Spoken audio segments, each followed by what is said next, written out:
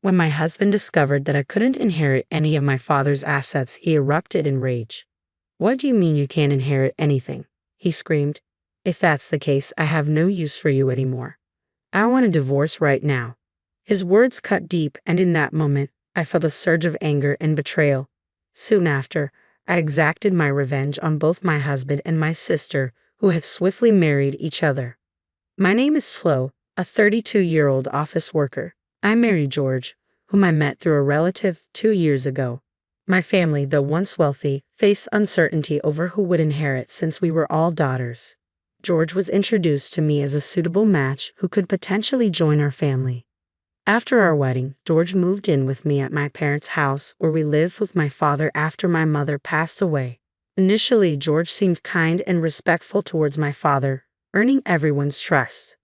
However, just before our marriage, the relative who introduced us warned me about George's obsession with money. Despite this, I didn't notice any signs of greed in him and proceeded with the marriage. As time went on, George began subtly probing about my father's assets during casual conversations over drinks. My father, being open-hearted, didn't seem bothered by George's curiosity, which momentarily eased my concerns. George's interest also extended to my younger sister, who was lively and outgoing, a stark contrast to my own calm demeanor. Her beauty and charm fascinated him, a fact that didn't escape my notice, stirring up conflicting emotions within me. The relative's concern was rooted in the fear that without me, a plain and unassuming daughter, there would be no one to inherit the family's wealth if something were to happen. I initially thought there was no reason to worry, believing my beautiful sister would secure our family's future. However, it soon became clear why that relative had concerns. My father, always lenient with my sister, allowed her to pursue higher education after high school, including a vocational school after college. Unlike me, she didn't have a specific career goal. Rather, she seemed averse to working. While my mother insisted she find a job right after college, my father disagreed, enabling her to attend vocational school. After completing it, she landed a job at a company owned by a friend of my father's but quit after just 6 months. I was astonished by her reasoning for quitting.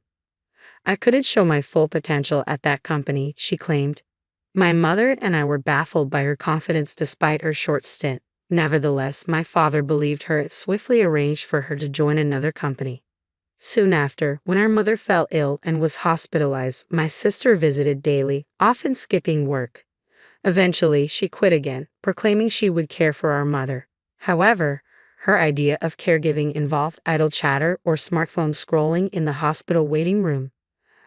I found myself solely responsible for handling our mother's laundry at the hospital and ensuring she had fresh clothes, as my sister offered little help. Though our mother initially enjoyed my sister's company, her condition deteriorated within a month to where conversation became impossible. 2 weeks after this decline, she passed away. Both my father and sister were so devastated that I had to organize the funeral arrangements. Thankfully, our relatives stepped in, and we were able to give our mother a proper farewell. After her death, my sister started working part-time and moved out of our parents' house to live independently. However, her earnings weren't enough to cover expenses, so our father began paying her rent and utilities. It seemed she spent her money frivolously and frequently asked our father for more. While our mother was alive, she had been strict with my sister, so our father didn't provide financial support initially. Yet after her passing, he gave her free rein with money. I didn't see any issue with this arrangement if both my father and sister were content. Even after I married and moved in with my husband at my parents' house, my father continued supporting my sister financially. Unbeknownst to me at the time, my sister was also asking my husband for money, which he readily gave, asking her to keep it secret from me, fearing my reaction. My sister sustained herself with sporadic part-time work and funds from our father and my husband. However, this lifestyle became unsustainable when our father fell ill and required hospitalization. I juggled hospital visits between work and caring for our father, but my sister never appeared at the hospital. Instead, she began calling me, demanding money. "Since I've been getting money from Dad every month, I need you to continue that," she demanded. "The rent and utilities are all paid from Dad's account anyway." Her angry tone surprised me, hearing this for the first time. Despite my anger at her disregard for our hospitalized father, I resisted hanging up, sensing she might be in trouble. How much are you getting from Dad every month? I asked, trying to gauge the situation. You need to find a job soon and support yourself. In a grumpy tone, she replied, I was getting $1,000 every month, not including rent. I was stunned by her casual admission. Seeing my adult sister receiving such a substantial allowance, I worried she had no incentive to find work. At first, I didn't see it as a problem, assuming our father would recover soon.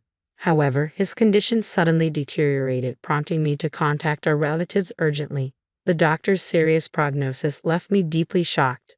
During such a difficult time, I hoped for support from my husband, but he claimed to be busy with work and rarely visited the hospital. When he did come, his questions were insensitive. Your father's inheritance must be substantial, right?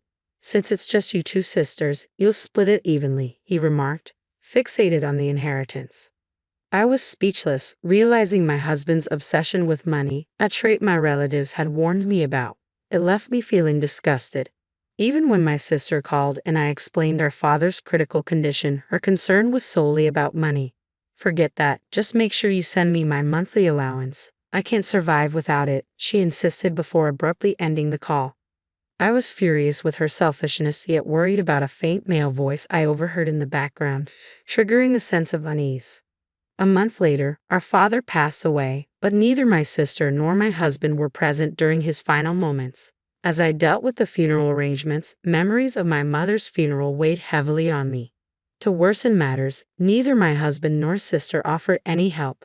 My sister didn't even attend the funeral, and though my husband showed up briefly, he quickly left, citing work obligations.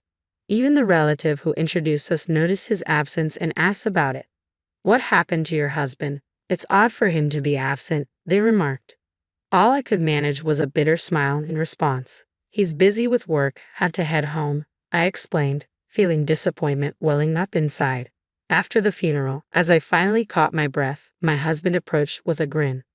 Finally, how much did you inherit?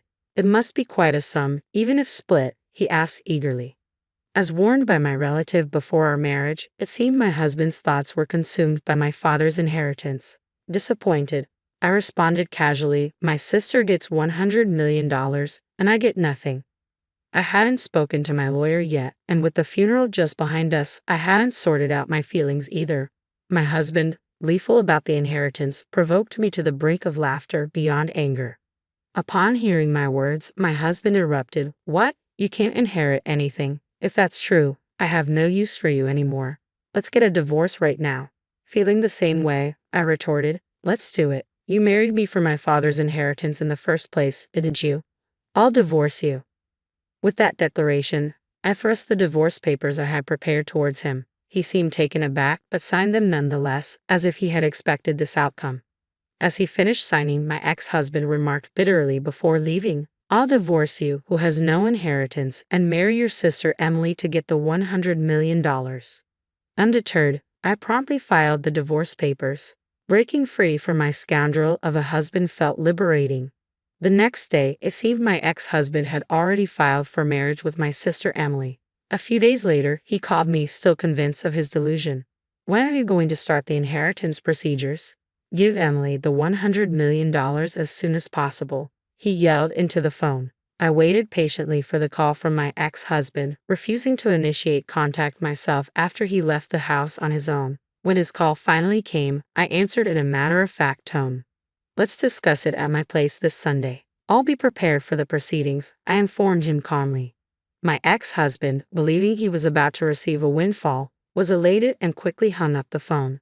Little did he know, I eagerly anticipated the moment he would learn the truth. Over the weekend, both my ex-husband and my sister arrived at my parents' house, visibly surprised to find a lawyer waiting there. Despite their initial shock, my ex-husband attempted to maintain composure. I knew it. You need a lawyer when there's a fortune involved, he remarked smugly. However, the lawyer interjected with a puzzled expression. Before we address the inheritance, there's a matter of property division your ex-wife has claimed against you, the lawyer explained, beginning to display a series of photographs. The photos depicted my ex-husband leaving my sister's house, each one clearly dated. The lawyer continued, addressing my ex-husband directly. These photos serve as evidence of your affair before the divorce was finalized. Therefore, you'll need to comply with the property division. My ex-husband's expression shifted from confidence to disbelief as the reality of his actions sank in. Upon overhearing my ex-husband discussing the inheritance with my sister over the phone, I promptly instructed my lawyer to investigate his infidelity. Despite the solemnity of my father's funeral, my ex-husband and sister met frequently at her house, unaware I was gathering substantial evidence. When the conversation shifted from inheritance to their affair, both were caught off guard. Initially stunned, my ex-husband quickly composed himself and argued back. Property division is trivial compared to the $100 million inheritance. I'll settle it immediately, he retorted arrogantly. However, when the lawyer presented the documents, he signed them without hesitation. I made sure to remind him pointedly, enjoy your life with my sister, who inherits nothing. Since you signed, I'll ensure the property division is collected. Upon hearing she would receive nothing, my sister erupted in disbelief. What? Why is my inheritance zero? I'm supposed to get $100 million, she cried out. My ex-husband, now red-faced, joined in, yelling, there's no way. There has to be an inheritance. I won't let you take it all.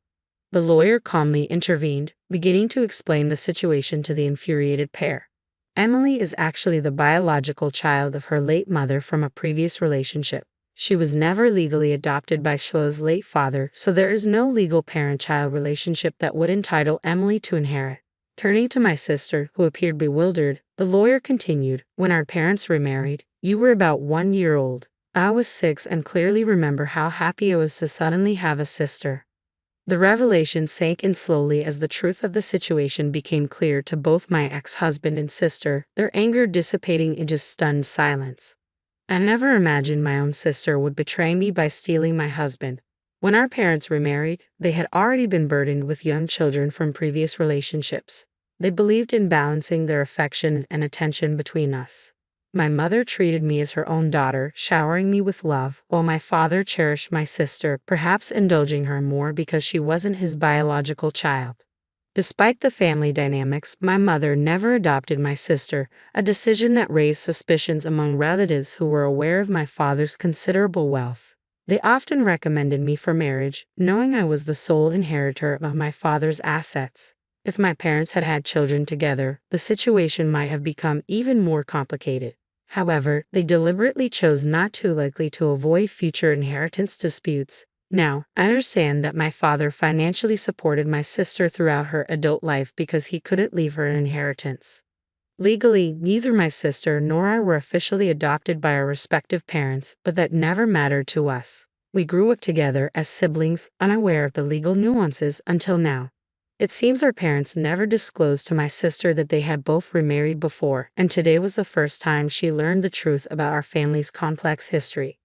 I wondered if my ex-husband grasped the gravity of the situation as his face transitioned from flushed to pale. Not only was he denied the inheritance he expected from my sister, but he was also faced with a property division for which he had already signed the documents. With a pallid expression, he turned to me and asked, was it all a lie? You said $100 million for your sister and nothing for me. Suppressing a laugh, I replied, of course it was a lie. It was payback for your affair. Besides, my father's inheritance was nowhere near $100 million. My normally quiet sister suddenly exclaimed, I've been shopping so much, expecting Dad's inheritance. What about the money Dad was giving me? Will you cover it, sis? You're married and have George to support you now, right? She looked at my ex-husband, who was visibly shaken.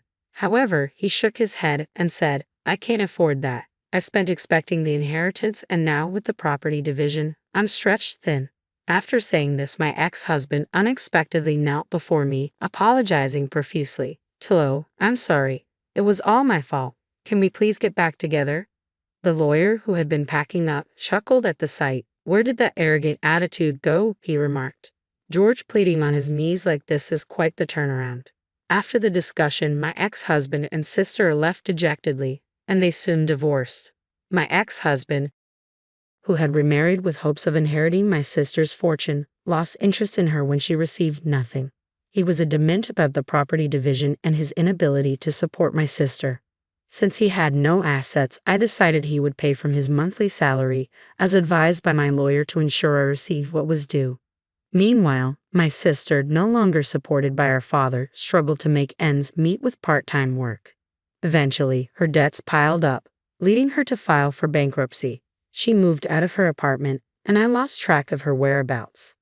My father's excessive support had hindered her ability to work seriously, and although relatives began suggesting potential suitors for me, I declined. I didn't want another man like my ex-husband. This time, I intended to find a partner on my own terms.